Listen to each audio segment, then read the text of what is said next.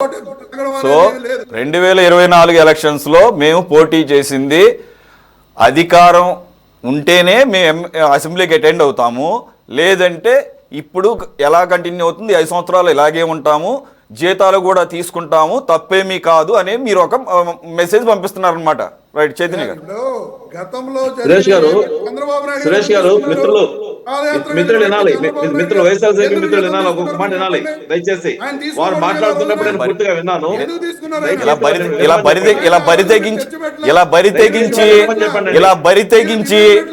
బరి తెగించి ఎమ్మెల్యేగా ఎన్నికైనా కూడా మొదటి రోజు నుంచి కూడా మేము వెళ్ళము, ఏమి ఇలా డెసిషన్ తీసుకున్నాము, ప్రజలు కూడా మమ్మల్ని అర్థం చేసుకుంటారు అని ఇలా మాట్లాడితే ఎవడేం చేయలేడు.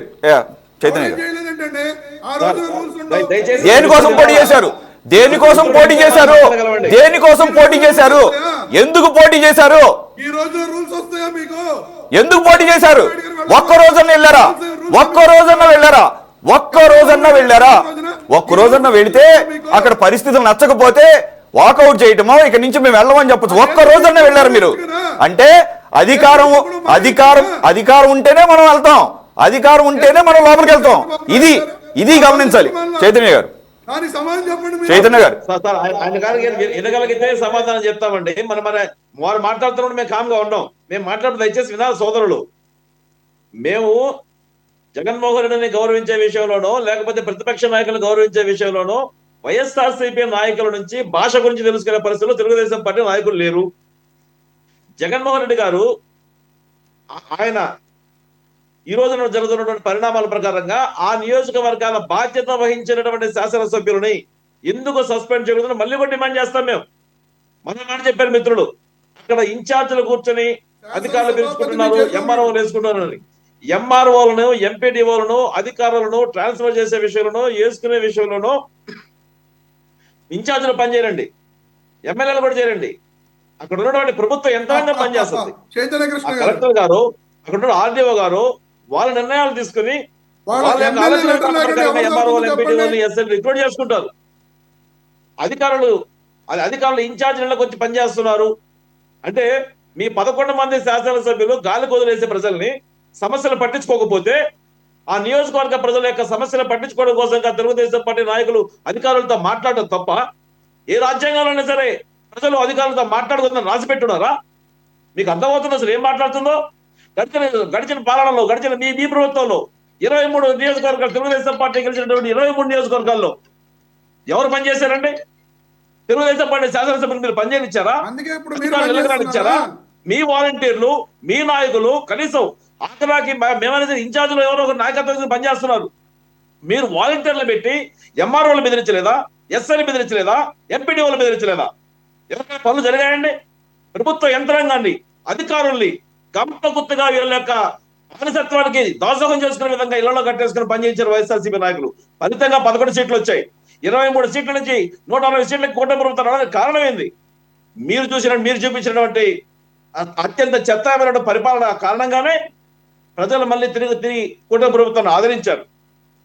మరోసారి జీతాల విషయం పైన ఈ రోజు ఉన్నటువంటి గూగుల్లో అప్డేట్ ఉండకపోయిండొచ్చు.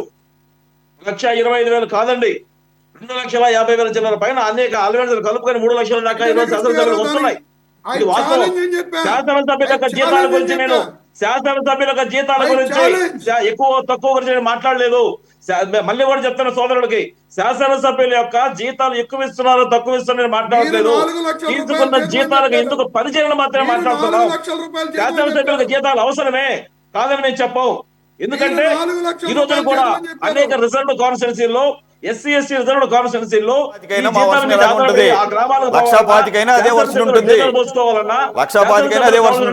అవసరాలు కల్పించుకోవాలన్నా ఈ జీతాల ద్వారా పనిచేస్తున్న వాళ్ళు 24 hours పనిచేసిన శాసనసభ్యులు అనేక మంది ఓడిపోయినటువంటి పాత మాజీ ఎమ్మెల్యేలు ఎవరైతే ఉన్నారో ఒక్కసారి చరిత్ర వెనక్కి చూస్తే అనేక మంది మాజీ ఎమ్మెల్యేలు ఈ రోజున వాళ్ళకి వచ్చే పెన్షన్ మీద బతుకుతున్న ఎమ్మెల్యేలు, మాజీ ఎమ్మెల్యేలు ఉన్నారు. జీతాల గురించి నేను చెప్పలేదు. జీతాలు తీసుకుంటున్నటువంటి ఎమ్మెల్యేలు ఎందుకు ఆ నియోజకవర్గ సమస్యల మీద పనిచేయరు? ఎందుకు శాసనసభకు రారు? అటువంటి శాసనసభకు రానటువంటి ఎందుకు సస్పెండ్ చేయకూడదని మాత్రం అడిగాం. అది తప్పుగానే మరి ఆవేశంగా మాట్లాడారు మన మిత్రుడు. చంద్రబాబు నాయుడు గారు 2 ఎకరాల నుంచి ఇన్ని వేల కోట్లు సంపాదించారని. చంద్రబాబు నాయుడు గారి యొక్క ఆస్తి ఎంత, ఏ విధంగా ఎదిగారన్నది చాలా క్లియర్ గా లెక్కలు కట్టి ఉన్నాయి. మీరు చూపించుకోవచ్చు కదా. మీరు ఎక్కడైనా సరే మీరు అనేక రకాల కేసులు పెట్టారు. ఏ రోజు ఏ కేసులు తేలలేదే. జగన్మోహన్ రెడ్డి గారి మాదిరిగా 18 కేసుల్లో దోషిగా తేలలేదే. అనేక ఇప్పుడు కూడా 18 నెలలు అనేది కారాగార శిక్షకు పోలేదే. చంద్రబాబు నాయుడు గారు హెరిటేజ్ బోర్డు కావచ్చు, ఆయన మీరు చెప్తున్నాడు మరో పచ్చి అబద్ధం. చంద్రబాబు నాయుడు గారి యొక్క తండ్రి 2 ఎకరాల రైతు కాదు. ఆ రోజు కూడా ఆయన మధ్యతరగతిగా ఉన్నటువంటి అయితే ఆయన సంబంధించిన ఆస్తులు ఏ విధంగా పెంపొందించుకున్నారు, ఏ విధంగా సంపాదించుకున్నది చాలా క్లియర్ కట్ గా లెక్కలు ఉన్నాయి. లేవని ఎవరు చెప్పట్లేదే. ఆయన సంపాదించాలని ఎవరు చెప్పలేదే. జగన్మోహన్ రెడ్డి గారు సంపాదించుకున్న విషయాన్ని మేము తప్పు కట్టి చెప్పట్ల. సంపాదించుకున్న ధనంతో రాజ్యాధికారాన్ని సాధించి ఈ ప్రజలను మోసం చేస్తున్నారు, ఈ రాష్ట్రాన్ని మోసం చేస్తున్నారు, ఈ ప్రజల యొక్క అవసరాలను తాకట్టు పెడుతున్నారని చెప్పి చెప్తున్నాం. అది మేము మాట్లాడుతున్నది. భాష గురించో ఈ రోజు జరుగుతున్న అవసరాల గురించో మీరు మాట్లాడితే చూస్తూ ఊరుకోవడానికి తెలుగుదేశం పార్టీ సిద్ధంగా ఉండదు. శాసనసభలో జిప్పిపు తీర్చి చూపించినటువంటి శాసన మండలి సభ్యులు వైఎస్ఆర్సీపీ నాయకులు శాసన మండలిలో శాసనసభలో వీళ్ళు మాట్లాడిన భాష, ఏ నాయకులు ఏ విధంగా మాట్లాడిన భాష, కేసీఆర్ వాళ్ళు మనకు ఉన్నటువంటి నాని గారు కావచ్చు, లేకపోతే వంశీ గారు కావచ్చు, లేకపోతే మా నెల్లూరు జిల్లాలో ఉన్న అనిల్ గారు కావచ్చు, వీళ్ళు మాట్లాడిన భాష ఈ రోజుకే మారుతుందా? నిన్న కాక మొన్న నల్లపల్లి ప్రసన్న కుమార్ రెడ్డి మాజీ శాసనసభ్యులు, మాజీ మంత్రి, మీ వైఎస్ఆర్సీపీ సంబంధించిన సీనియర్ నాయకులు, ఈ రోజు ఆయన పొలిట్ బ్యూరోలో కూడా మెంబర్ గా ఉన్నాడు. శాసనసభలో 6 సార్లు శాసనసభ గెలిచినటువంటి నల్లపల్లి ప్రసన్న కుమార్ రెడ్డి అనే వ్యక్తి మా ఎమ్మెల్యే ప్రశాంత్ రెడ్డి గారిని ఎంత అశ్లీలంగా మాట్లాడారో మీరు గుర్తించారా? భాష గురించి వైఎస్ఆర్సీపీ నాయకుల నుంచి నేర్చుకోవాల్సిన బాధ్యత మాకు తెలియజేస్తా ఉన్నాం.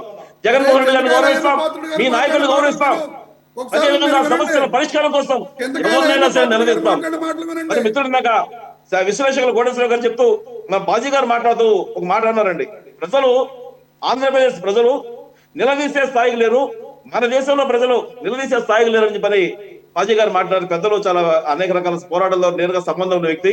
ఆయన నేను వ్యతిరేకించడం కాదు, కానీ భారతదేశ ప్రజలు ఏ రోజు కూడా బానిసత్వాన్ని ఇంకో దాన్ని వదిలిపెట్టి పనిచేయలేదు. ప్రశ్నించే తత్వంలోనే ఉన్నారు. బ్రిటిషర్స్ తరం కొట్టిన దగ్గర నుంచి నిన్న మొన్నటి విజయం సాధించిన తెలంగాణ ఉద్యమం వరకు అనేక రకాల పోరాటాల్లో భారతదేశ ప్రజలు ప్రశ్నించే తత్వాన్ని ఏ రోజు వదలలేదు. అయితే ఆ సందర్భం కోసం ఎదురు చూస్తారు. 23 సీట్లు వచ్చినటువంటి తెలుగుదేశం పార్టీ కూటమి ఈ రోజు 160 సీట్లకు రావడానికి కారణం ప్రజలు ప్రశ్నించడమే, ప్రజలు పనిచేయనటువంటి నాయకత్వాన్ని వ్యతిరేకించడమే. ప్రజలు ఏ రోజు కూడా విస్మరించి పనిచేయరు. ప్రజల అవకాశం కోసం, సందర్భం కోసం ఎదురు చేసే తత్వాన్ని నేర్చుకున్నారు. అయితే వాళ్ళ యొక్క నిరసన అనేక రూపాలుగా ఉంటుంది. చొక్కాలు పట్టుకోవడమో, గల్లాలు పట్టుకోవడమో, అవసరమైతే పట్టుకుంటారు కూడా. అవసరమైతే ఈరోజు చూసాం మావోయిస్టు పార్టీలే తుపాకీ వదిలి పెట్టి జనజీవన సరళతలోకి వస్తా ఉన్నారు, ప్రజల్లో కలిసిపోతా ఉన్నారు, వాళ్ళ ఉద్యమ రూపాలు మారుతా ఉన్నాయి. ప్రజలు కూడా గల్లా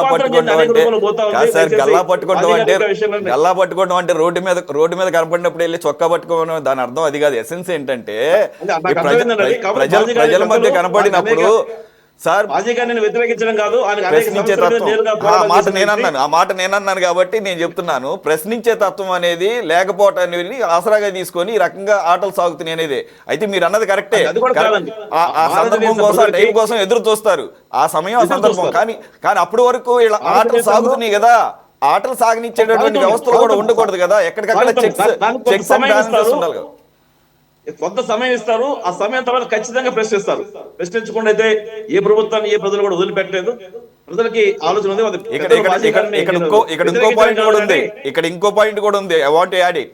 ఇక్కడ ఓన్లీ వైసీపీ వాళ్ళే వెళ్ళట్లేదు అనేది కాదు. అధికార పార్టీ వాళ్ళు, లేకపోతే జనసేన, టీడీపీ వాళ్ళు అందరూ 100% అటెండెన్స్ ఏమి లేదు.